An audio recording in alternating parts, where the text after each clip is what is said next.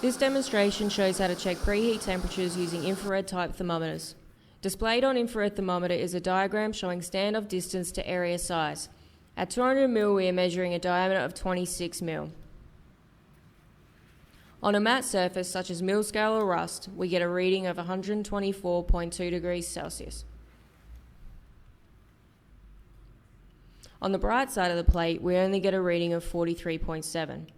While they are accurate and generally have a high temperature range, they are only suitable for non-reflective surfaces.